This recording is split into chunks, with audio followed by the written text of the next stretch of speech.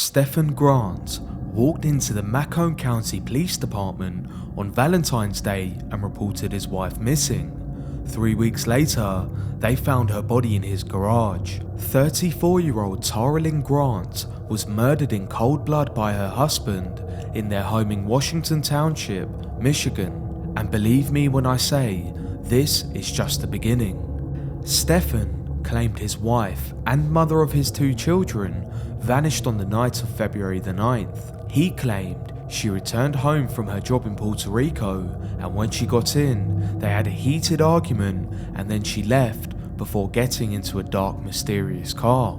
The true accounts of what happened was so bizarre, you wouldn't believe it if he hadn't confessed it.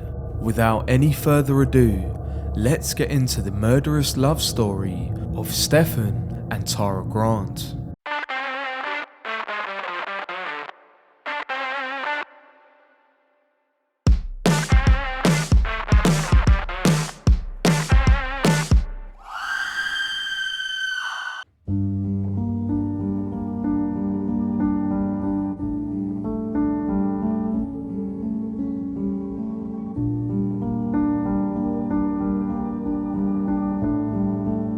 Tara Lynn Grant was born and raised in rural Michigan, but later found her home in suburban Detroit after college. When she was there, she met and married Stephen Grant. They do say opposites attract, but these two were totally different. Tara was what you would call a keeper. She was beautiful, smart, ambitious, and very popular, and an all-round perfectionist. But Stephen, on the other hand, was not so good looking and also a college dropout. He was left with no choice but to work in his father's machine shop, while Tara began a highly successful and lucrative career at Washington Group International. The pair had 2 children, a girl and a boy, which ultimately left Stephen to be the stay-at-home dad, whilst Tara chased her ambitious dreams and became the breadwinner of the family. Needless to say, Tara's career was very important to her, but equally as important were her children. She was frequently on business throughout the week, but always got home on the weekend to spend time with her family. She often left little notes around the house for her children to find, which expressed her love for them, so that in itself could tell you the type of woman Tara was. Tara and Stephen also hired a nanny to help Stephen out with the kids. In 2007, the nanny began living with the Grant family and was a German woman named Verena. Stephen grew resentful of his wife's successful career and constant travelling. They argued all the time about this, and he wasn't happy about how much time Tara spent away from the family. Stephen once said, "I was a better mum than Tara was. There was no other way to put it. I was the mum of the house and she was gone all the time. If the kids needed someone to take them swimming or school or soccer practice, I was the one to take them." It seems to me that Stephen Grant may have felt emasculated by his wife's success and his non-traditional role in the marriage. So, what he done to build his ego and sense of masculinity was sought attention from other women. Like any other week, on the night of Friday, February the 9th, 2007, Tara returned home from Puerto Rico, where she had been working during the whole week. Upon returning to her Macomb County home, she and Stephen began arguing once again. Tara was supposed to return to Puerto Rico on Sunday due to an early morning business meeting on the Monday.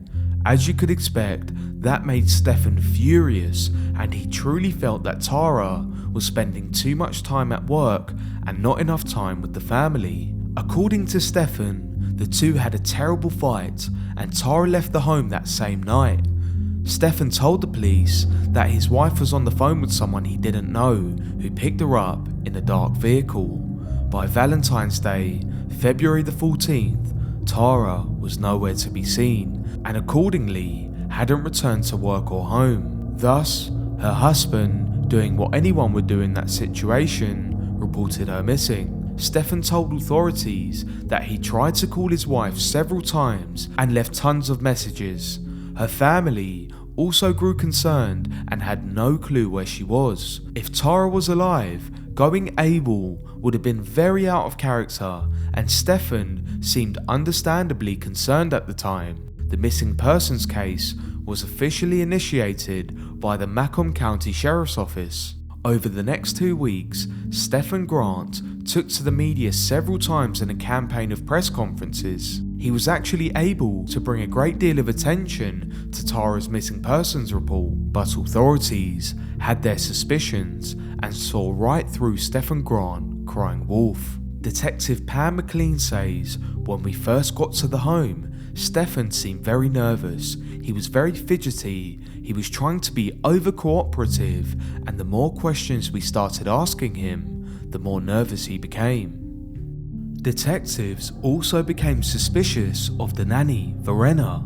They were able to determine that Stefan and Verena had started sleeping together about 4 to 6 weeks prior to Tara's disappearance. However, she couldn't have been directly involved as Verena was out with friends on the night of Tara's disappearance. They also found some suggestive emails Stefan had sent to one of his ex-girlfriends, but in the end, being resentful of your wife and cheating on your wife is not evidence of any foul play.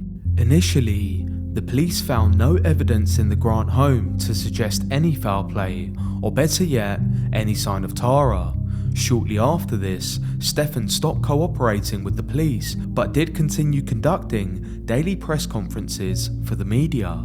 The police went on to carry out a thorough search in the surrounding areas, which included checking in with hospitals, morgues, airports, and anywhere else of interest for any sign of Tara's whereabouts, but nothing came to fruition. At the time, their suspicion of Stefan grew more and more until they searched the wooded area behind the Grant home and yet again came up empty. The case started to look like it was going downhill. And in a twisted way, it kind of was, and you will get to understand that more as we come to the end of the story. Just 1 month after, the first major break in the case came, finally, and it was a good one. Someone had found a bag in the park near the Grant home, the same wooded area previously searched by the police. The bag contained blood and metal shavings. If you remember, Stefan Grant had worked in a machine shop owned by his father, so this re-sparked interest in Stefan, and it was enough to secure a search warrant of the Grant home and the machine shop. So that's exactly what they did, and on March 2nd, 2007, police executed the search warrant at the home. Stefan was present, but asked if he could take the family dog for a walk. He wasn't under arrest, so he was permitted to leave with the dog. Meanwhile, police found a large duffel bag in the family garage, one they hadn't seen during the first search. They opened up the bag to find a black plastic bag within it. As they tore it open, blood leaked and it started going everywhere. Inside the bag was the fully clothed, dismembered torso of Tara Grant, a horrifying discovery.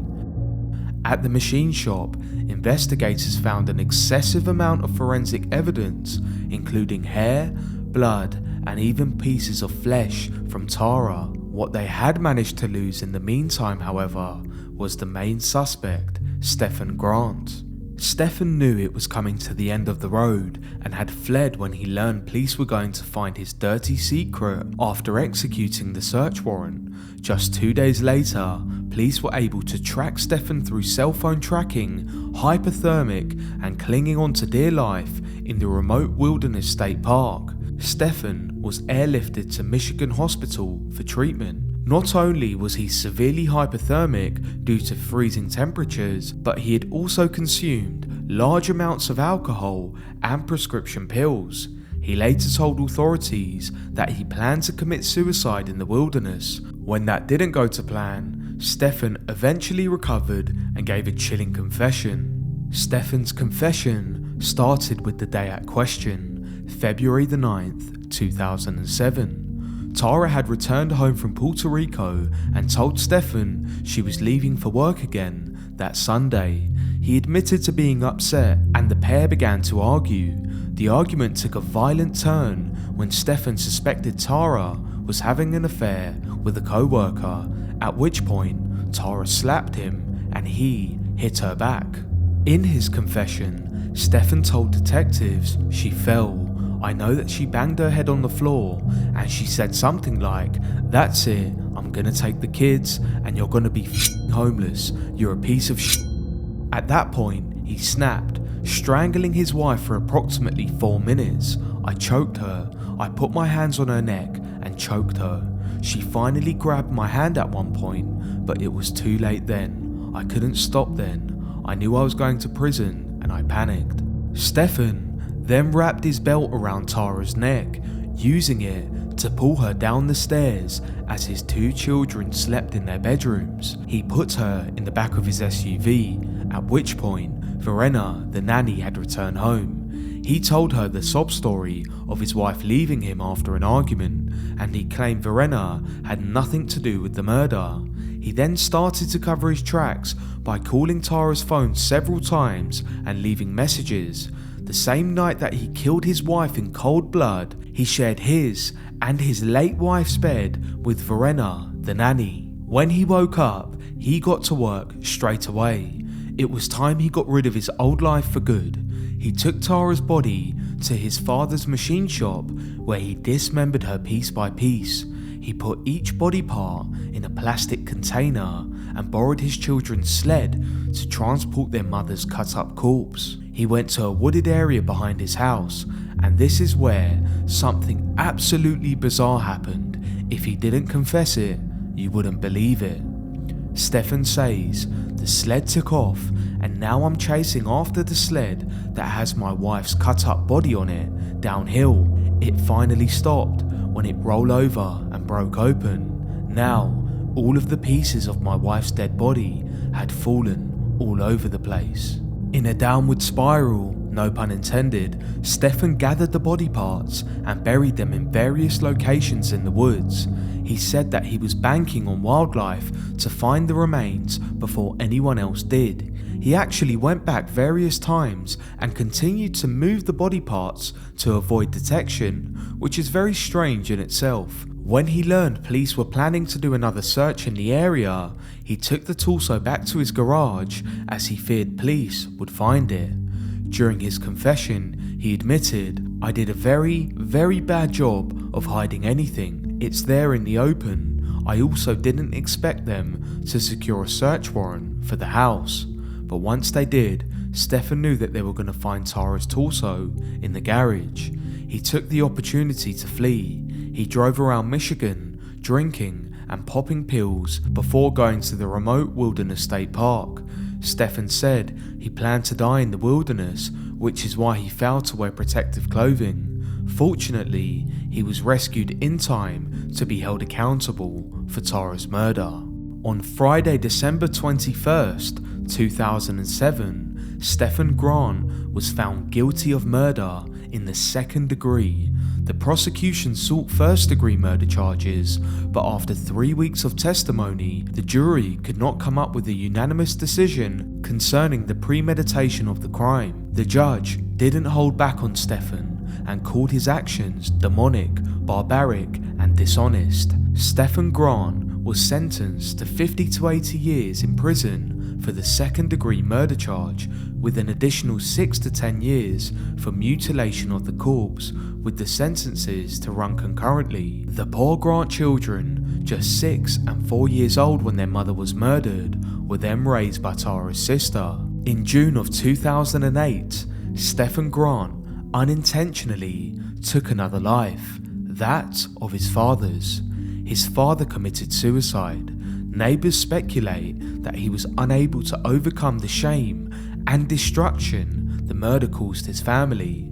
Stefan Grant, just 37 at the time of Tara's murder, will not be eligible for parole until he is 87. He was a jealous man, a man that let his insecurities take the life of a mother of 2 children and take advantage of the 19-year-old nanny living in a foreign country. That's it for today's Valentine special. I hope you enjoyed it.